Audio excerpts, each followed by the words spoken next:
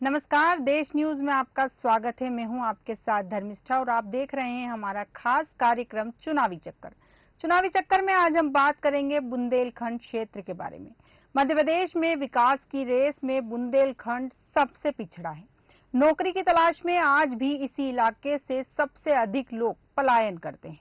स्थानीय स्तर पर खेती को छोड़ दें तो रोजगार का कोई दूसरा साधन नहीं है। 2018 के विधानसभा चुनाव में बुंदेलखंड की जनता ने भाजपा पर आंख मूंद कर भरोसा किया था।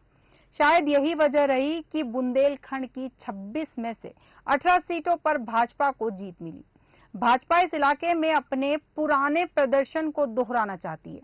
चुनाव से पहले इस क्षेत्र को सरकार ने कई सौगातें दी, लेकिन सवाल उठता है कि जिस तरह से क्षेत्र के क्षत्रपों के बीच वर्चस्व की जंग छिड़ी थी, उससे क्या पार्टी पूरी तरह उबर गई है?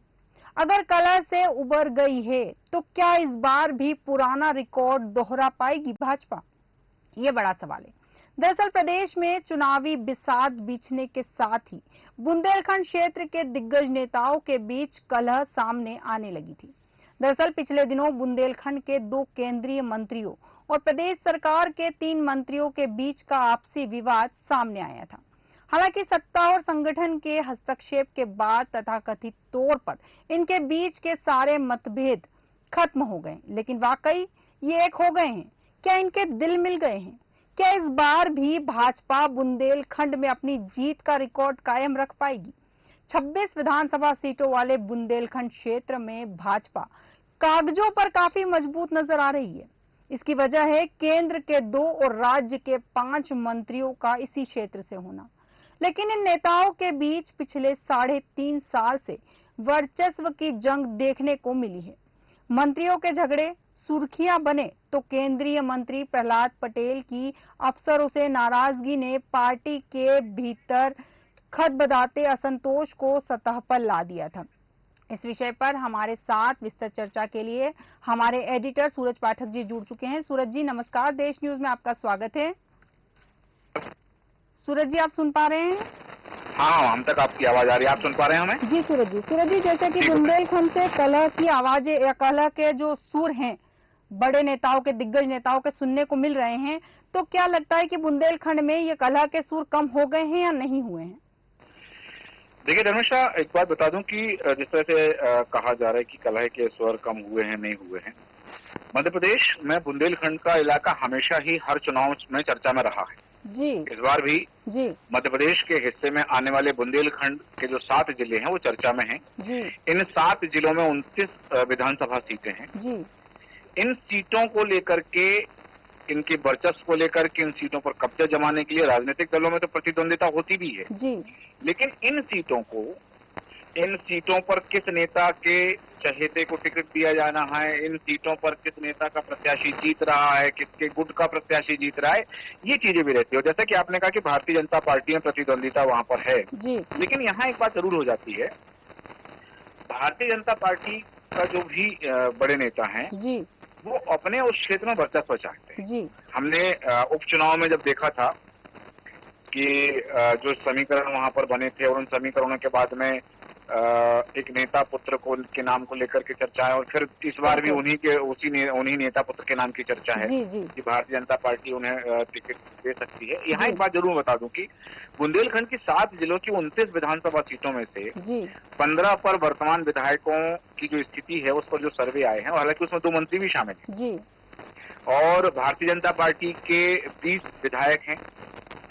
11 विधायक जो हैं वहां पर वो अपनी सर्वे रिपोर्ट जानना चाह रहे हैं कि क्या है जी। कांग्रेस के जो 8 विधायक हैं उनमें से 4 विधायकों को खुद अपनी रिपोर्ट का इंतजार है कि उनकी क्षेत्र की सर्वे रिपोर्ट क्या रही है जी। तो ये जो सारे समीकरण हैं जी। यहाँ एक बात और बता दूं कि जैसे कि भारतीय जनता पार्टी ने अपने 39 उम्मीदवारों की सूचना, उनकी घोषणा, उनकी सूची पहले जारी कर जी। इसके पीछे एक जो कारण था कि यदि इन सीटों पर विरोध होता है या कुछ डैमेज होता है तो उसे कंट्रोल किया जाता है। एक बात मैं आपको बता दूं कि प्रधानमंत्री नरेंद्र मोदी का लगातार यहाँ पर जो है इस क्षेत्र में दौरा चल रहा है। मध्य प्रदेश में होने वाले बिल्कुल। विधानसभा चुनाव के मद्देनजर जी भारतीय जनता पार्टी और कांग्रेस के केंद्रीय नेताओं का राज्य में लगातार प्रवास चल रहा है। जी प्रधानमंत्री नरेंद्र मोदी 1 महीने बाद फिर से मध्य प्रदेश के दौरे पर आए बिल्कुल। और प्रधानमंत्री 14 सितंबर को बीना में पेट्रोकेमिकल प्लांट का भूमि पूजन करने के लिए आए थे जी जी और 14 सितंबर को ओमकारेश्वर में आदिगुरु शंकराचार्य की प्रतिमा स्थापना भी होने वाली थी जी और अद्वैत लोक का शिला पूजन करने का कार्यक्रम था। यहाँ एक बात मैं बता दूं कि 14 सितंबर को जब आए तो जहां उन्होंने बीना में 50,000 करोड़ की लागत से विशाल पेट्रोकेमिकल प्रोजेक्ट का भूमि पूजन किया जी जी और वहीं बीपीसीएल के रिफाइनरी वर्ष 2011 से सागर के जो बीना में चल रही है जी उसका विस्तारीकरण की बात आई। जी यहाँ यदि हम चुनावी दृष्टिकोण से देखते हैं तो प्रधानमंत्री नरेंद्र मोदी को बुंदेलखंड के सागर और जो जिला है वहाँ बीना है वो दौरा था। पिछले 5 महीने में मध्य प्रदेश में उनका 6वां कार्य। जी सागर को बुंदेलखंड का सेंटर पॉइंट माना जाता है। बिल्कुल।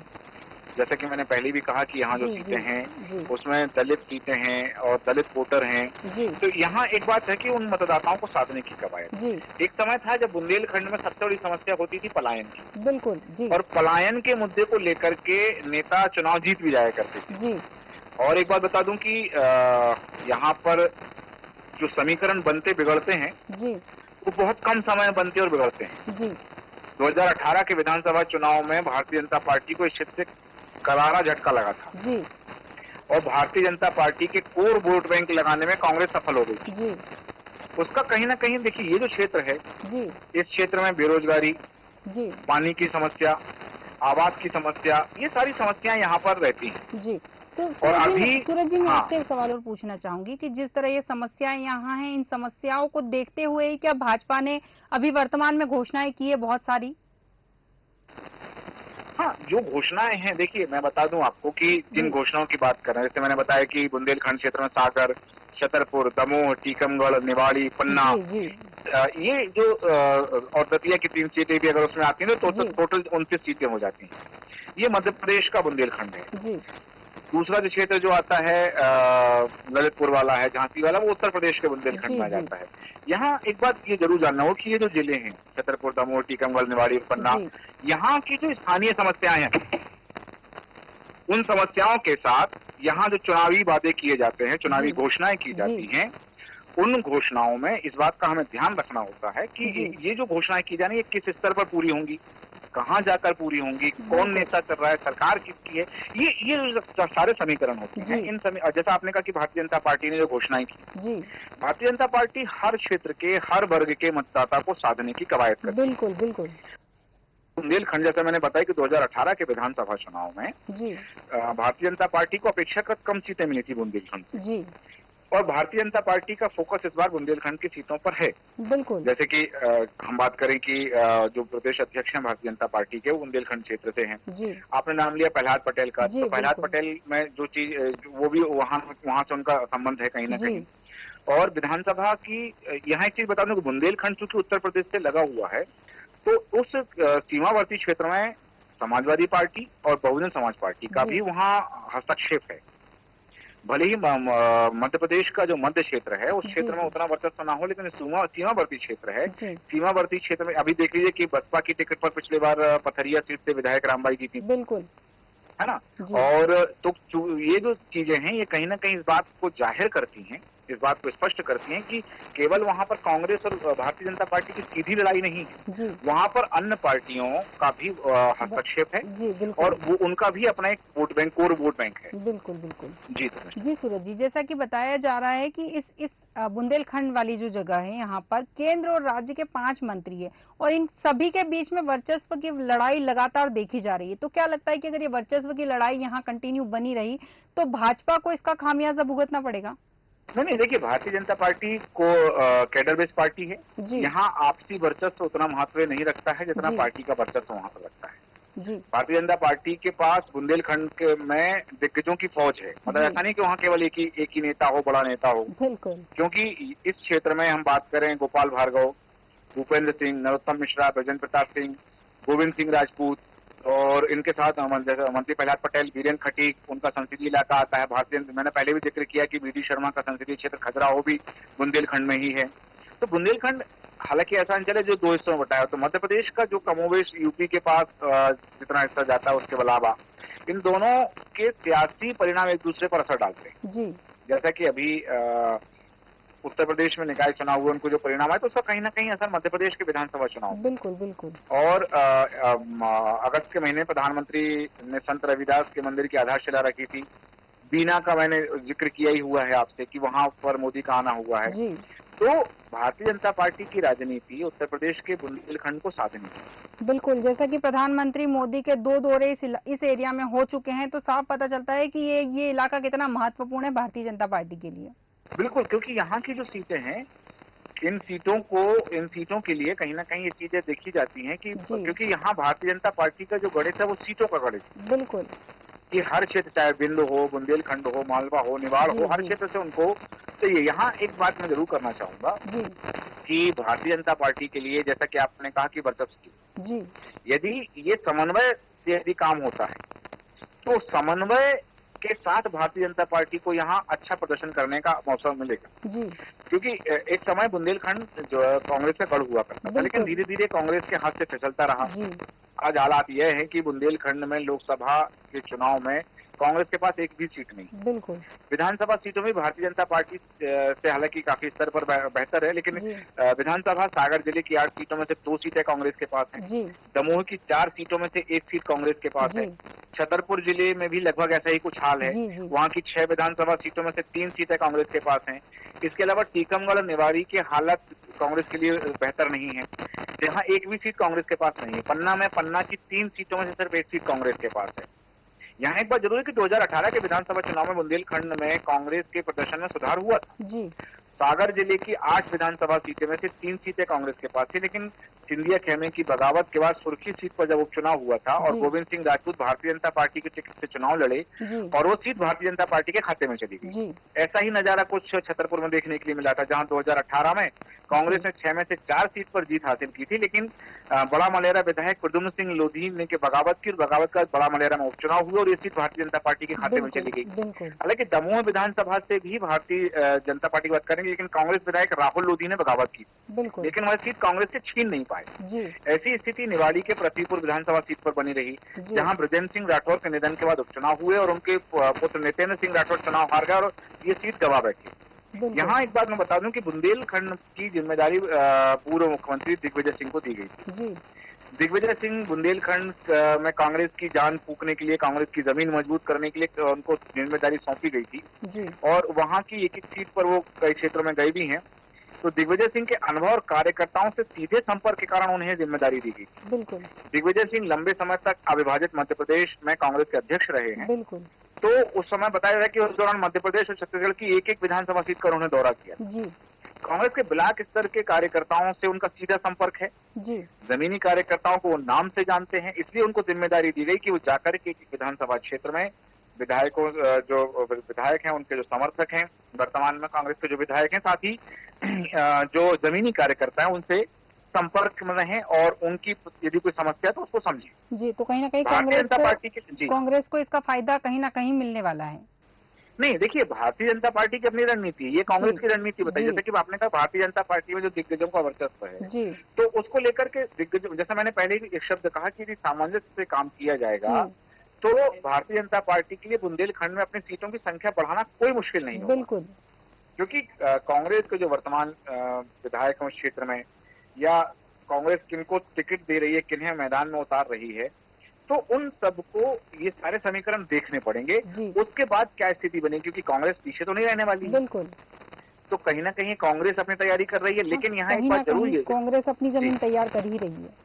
जी बिल्कुल, जी बिल्कुल, कांग्रेस तैयार कर रही है। भारतीय जनता पार्टी के पास मौका अच्छा है कि भारतीय जनता पार्टी यदि समन्वय सामंजस्य के साथ यदि उस क्षेत्र में प्रत्याशी उतारती है तो बिल्कुल सीधी बात है कि भारतीय जनता पार्टी अपनी सीटों की संख्या वहां से बढ़ा सकती है। बिल्कुल बिल्कुल। जी सूरज जी, तमाम जानकारी के लिए और हमसे विस्तृत चर्चा करने के लिए बहुत बहुत धन्यवाद आपका। जैसा कि सूरज जी ने बताया कि भारतीय जनता पार्टी अगर चाहे, थोड़ी कोशिश करे, तो वो कहीं ना कहीं इस गढ़ में अपनी सीटों को और बढ़ा सकती है। मंत्रियों के झगड़े सुर्खियां बने तो केंद्रीय मंत्री प्रहलाद पटेल की अफसरों से नाराजगी ने पार्टी के भीतर खदबदाते असंतोष को सतह पर ला दिया था, लेकिन चुनावी बेला में अब सब गले मिलकर एक मंच पर आने लगे हैं। तो कांग्रेस अपने नेताओं के मुकदमे में उलझी रही। पार्टी के 2 पूर्व मंत्री और 1 पूर्व विधायक जेल गए, जिससे बुंदेलखंड में कांग्रेस का नेतृत्व हाशिए पर आ गया। पूर्व मुख्यमंत्री दिग्विजय सिंह के दौरों ने उत्साह तो जगाया, लेकिन संगठन को चुनावी जंग के लिए तैयार करना अब भी पार्टी के लिए बड़ी चुनौती है। उत्तर प्रदेश की तरह मध्य प्रदेश के हिस्से वाले बुंदेलखंड में भी दल बदल दस्तूर की तरह है। कांग्रेस से दल बदल करने वाले 2 विधायक भाजपा से जीत गए थे, तो पृथ्वीपुर में भी भाजपा ने सपा से आए शिशुपाल यादव को उतारकर सीट जीत ली थी। इस बार इस फॉर्मूले को कांग्रेस भी आजमाने जा रही है। अभी तक 90% दल बदलने वाले कांग्रेस में ही आए हैं। इसमें गुड्डू राजा बड़ा नाम है। पन्ना से छतरपुर, टीकमगढ़, निवाड़ी तक बड़ी खेप कांग्रेस में आई है। लेकिन हर बार की तरह दल बदल जीत का मंत्र बनेगा या बोझ, यह तो बाद में ही पता चलेगा। सूखा और पलायन बुंदेलखंड का बड़ा अभिशाप रहा है। केन बेतवा लिंक परियोजना से उम्मीद जगी थी, लेकिन अभी इसके पूरा होने में वक्त लगेगा। बेरोजगारी से उपजे पलायन और किसानी संकट कोर इश्यू नहीं बन पा रहे हैं। कांग्रेस ने खुरई में एक दलित युवक की हत्या को बुंदेलखंड में बढ़ते अत्याचार को मुद्दा बनाने की कोशिश की है। इस साल विधानसभा चुनाव होना है, जिसकी तैयारियों में भाजपा, कांग्रेस सहित सपा और बसपा लग गई है। अब देखना दिलचस्प होगा कि कौन बुंदेलखंड में अपनी जीत का परचम लहराता है। हमारे आज के खास कार्यक्रम चुनावी चक्कर में इतना ही। आप बने रहिए देश न्यूज के साथ।